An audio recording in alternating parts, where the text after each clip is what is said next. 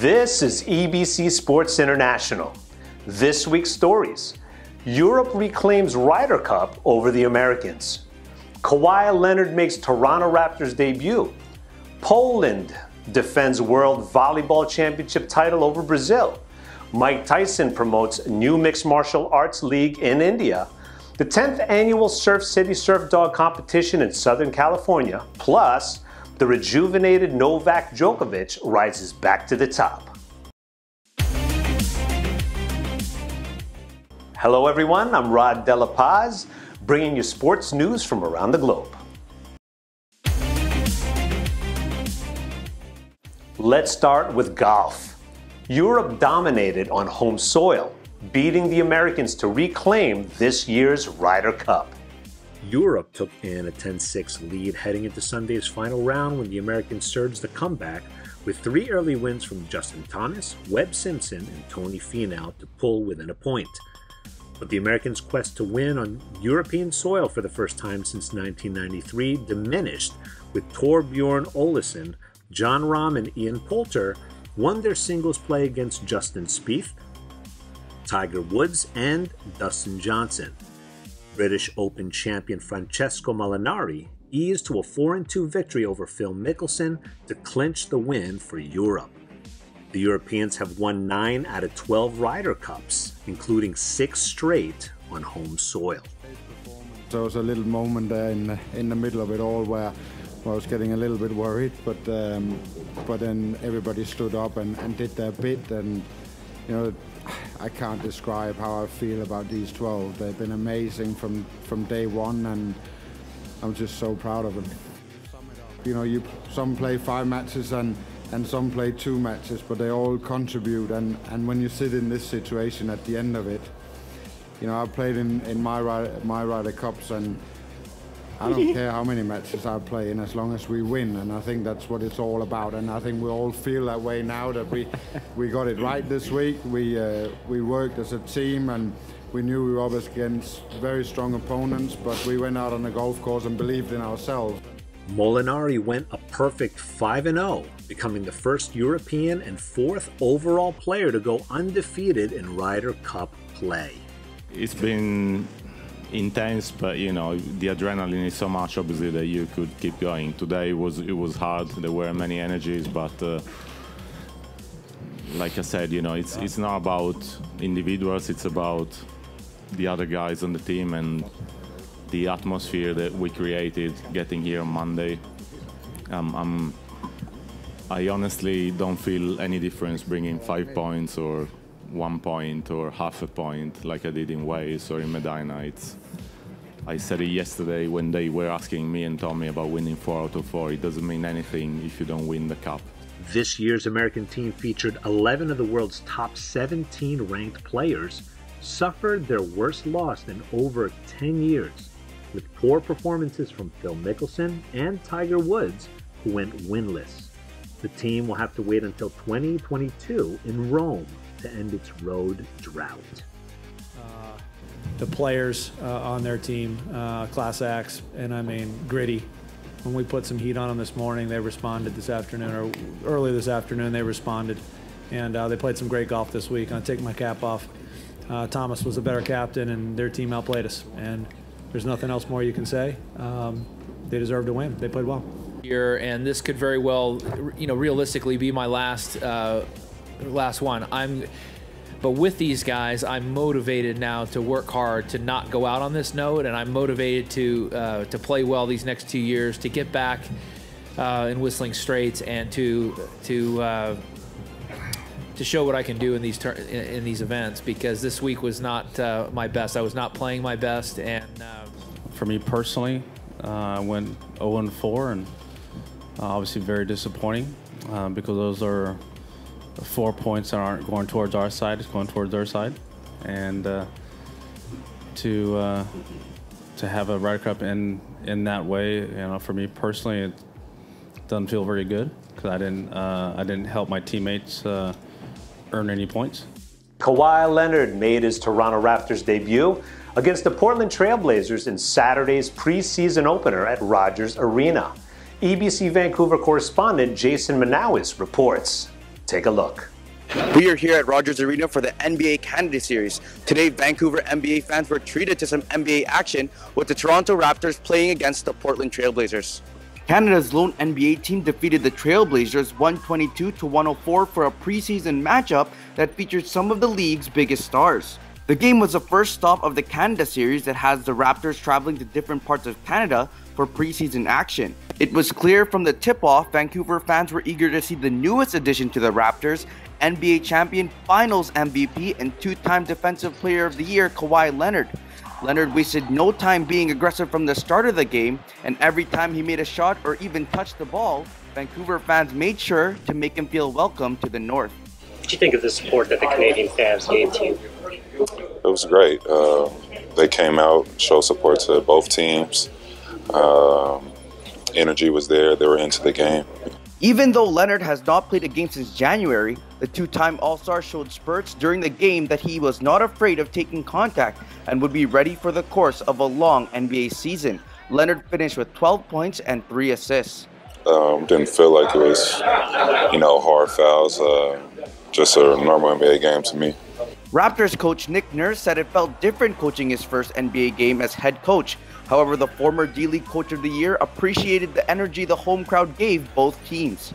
Well, I think I'm always surprised a little bit by things when we come out here. Like, the crowd is big and energized, and it always seems to give everybody a little bit more spring and fight, usually both teams. But, I think, again, he was just playing off instincts a little bit, and, he saw some gaps, and he took them, and they came pretty hard on some of the stuff they did, and he bounced right back up. The game was close at half, with the Raptors leading only by 7 points. But the edge that gave the Raptors the win was their bench, which once again looks like one of the league's best second units, with players such as Fred VanVleet and Jonas Valanciunas having major contributions. That's the goal, is to get good looks for our offense, and especially in transition and playing off of stops, getting a defensive rebound, and I'll spray it ahead to Pascal, or he'll bring it himself. And that's a good thing about this team. We got guys that are unselfish, and everybody can create and look for each other. Raptors guard Kyle Lowry also had a solid game, finishing with 15 points. After the game, he answered questions on how it's been playing with Kawhi. Yeah, of course. I think it's just going to take, on court minutes, getting experience together, going out there and playing, and getting a feel for the overall team, the overall game that he likes to play, and the pace. We played a really good pace tonight, so it was a fun game. It's good to get out there and compete against other teams. Canada's lone basketball team will look to carry their momentum to Salt Lake City as they take on the Utah Jazz on Tuesday. For the Blazers, their next game will be at Phoenix against the Suns. From the Rogers Arena here in Vancouver, BC, I'm Jason Manawis. I am 1 with 25. Thanks, Jason.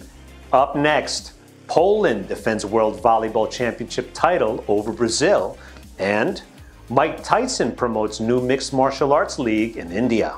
We'll be right back.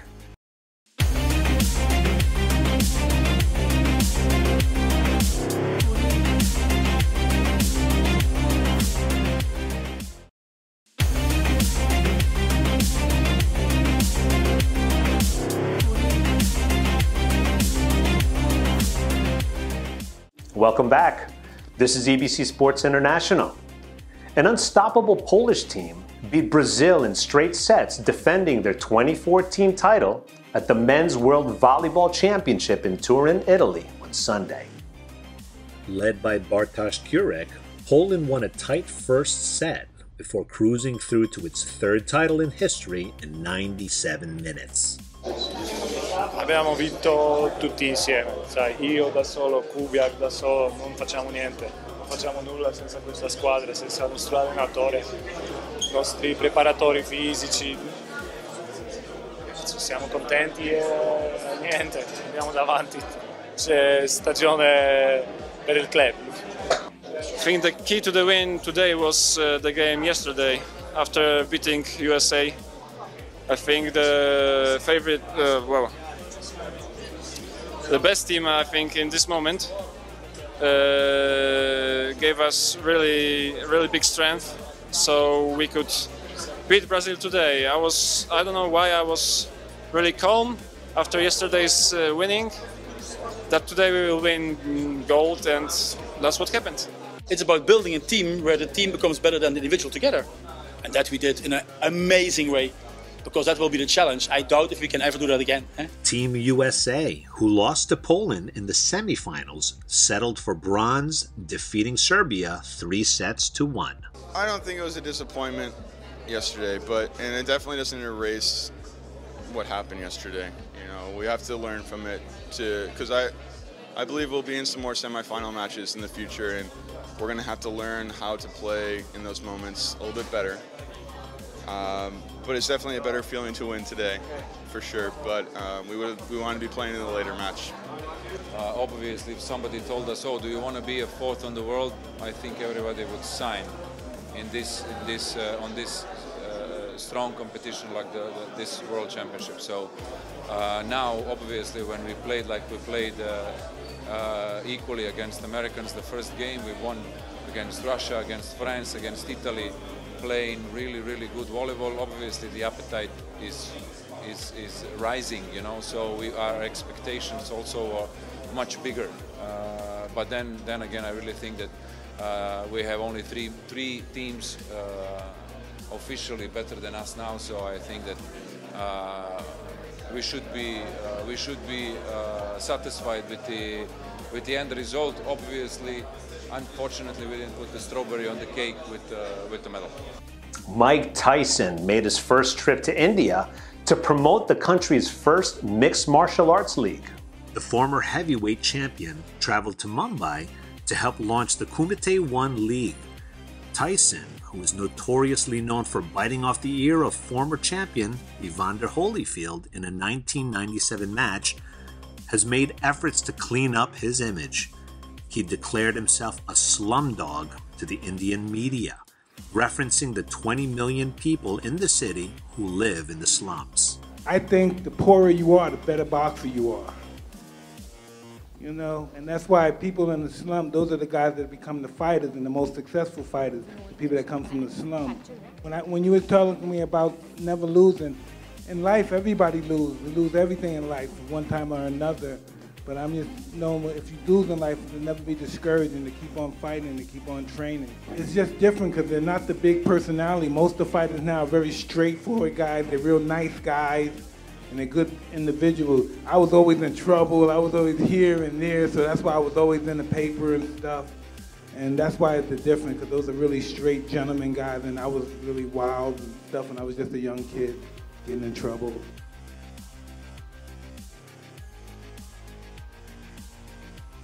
Coming up, the 10th annual Surf City Surf Dog competition in Southern California, and the rejuvenated Novak Djokovic rises back to the top. EBC Sports International will return in a moment.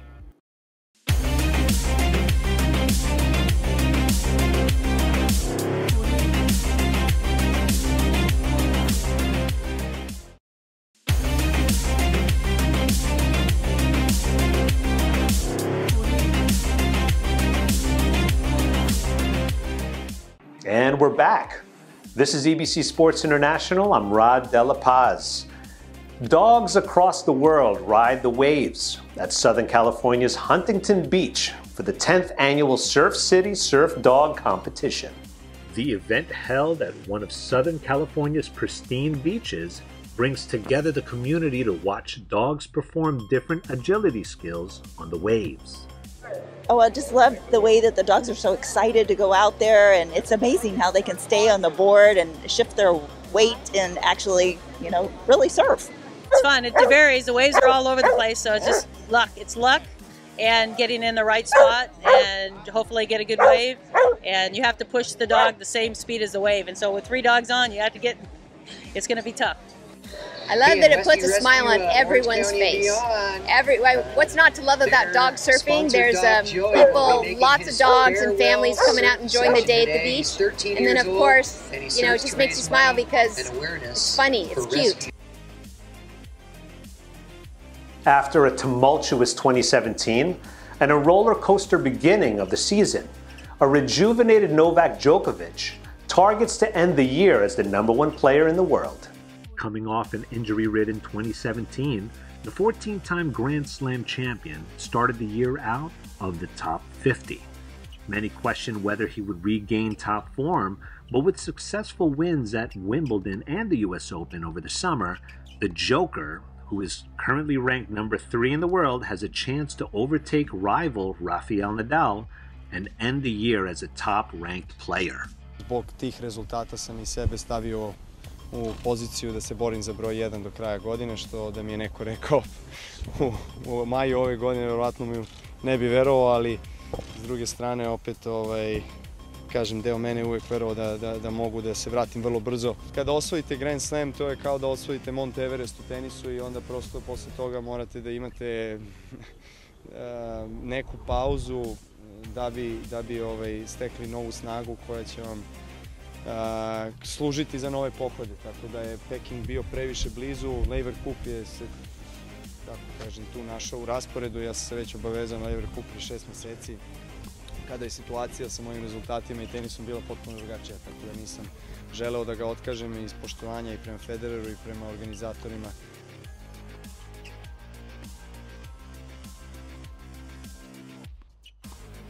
That's all for EBC Sports International.